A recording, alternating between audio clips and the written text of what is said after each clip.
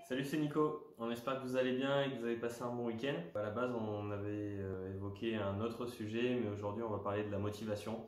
On voit aujourd'hui qu'avec la météo, le contexte actuel, avec les infos sur le Covid-19, où il y a de plus en plus d'infos négatives, c'est un petit peu compliqué de se remettre dans le bain et de se remotiver pour le travail, sachant que la période de confinement a été officiellement renouvelée, donc c'est très complexe de vraiment se motiver et de voir le bout du tunnel. Donc OC va vous donner quelques petites astuces pour essayer de vous remotiver et de vous redonner un peu d'entrain. Il fait un temps pas beau, des infos pas belles, tout ça. Donc on va essayer de donner quelques astuces pour redynamiser un petit peu, donner un petit regain. C'est des toutes petites astuces, mais si ça peut vous apporter ne serait-ce qu'un tout petit peu de sourire, un petit peu de réconfort, c'est déjà ça de gagner. Astuce numéro 1, travailler en musique. Chez la majorité des hommes avec un grand H, la musique est source d'énergie. Mettez une musique qui vous fait plaisir, qui vous fait du bien, qui vous donne le sourire et qui vous booste. Ça vous permettra de travailler sur un fond musical et de retrouver un petit volant d'énergie. Solution numéro 2. Faites une to-do list. Non pas une to-do list des choses à faire, mais une to-do list de ce que vous avez déjà fait.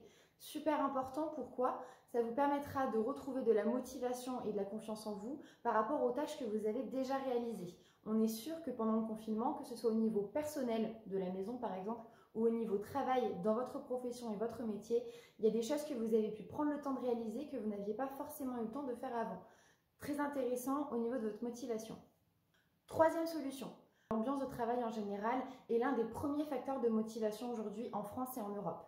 Vos collègues vous manquent sans doute, l'ambiance de travail vous manque certainement. Aujourd'hui, se retrouver à la machine à café, c'est un petit peu compliqué. Proposez une visioconférence, proposez une réunion virtuelle pour boire le café, pour déjeuner à midi.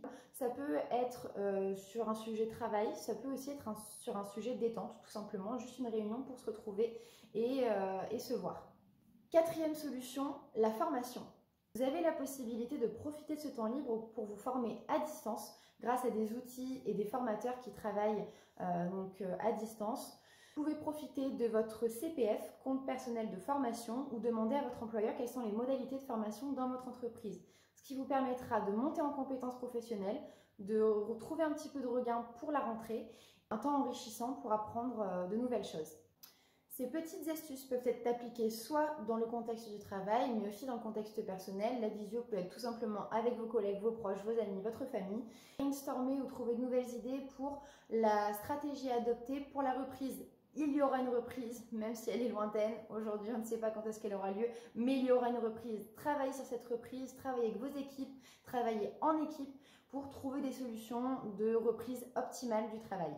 On espère que ça vous boostera pour la semaine, au moins pour la journée. On vous souhaite bon courage, travaillez bien, soyez forts. Prenez soin de vous.